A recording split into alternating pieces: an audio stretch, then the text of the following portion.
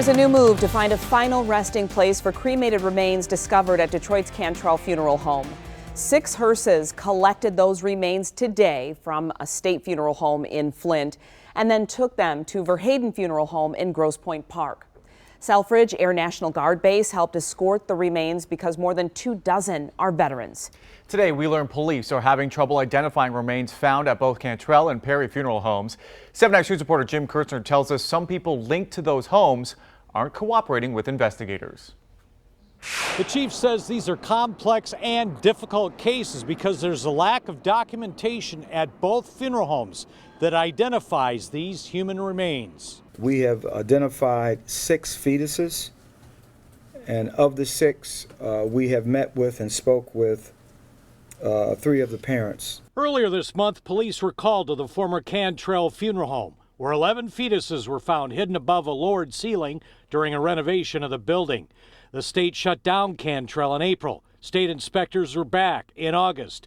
As 7 Action News reported this week, Michigan has only 3 inspectors to cover 750 funeral homes statewide. 45 funeral homes are in the city of Detroit. On Tuesday, we tried to ask the governor about it. The state has only 3 inspectors for all the funeral homes in Michigan. Is that enough? Why are you dodging the issue, Governor? I'm not going to, be critical of that agency. I think if you just do the math, if you just look at 750 locations and 3 inspectors, they are reactive and not proactive. At the Perry Funeral Home, police acting on a tip found 36 fetuses in cardboard boxes, not refrigerated, and 27 others in freezers. Funeral home operators can be charged if they hold remains for more than 60 days with a misdemeanor and charged with a felony if they hold them longer than 6 months.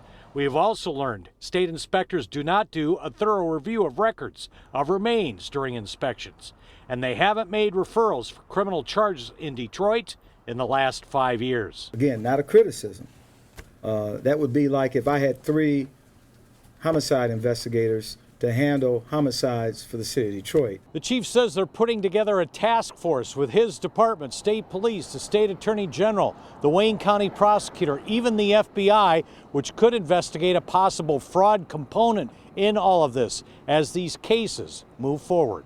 In downtown, Jim Kurtzner, 7 Action News.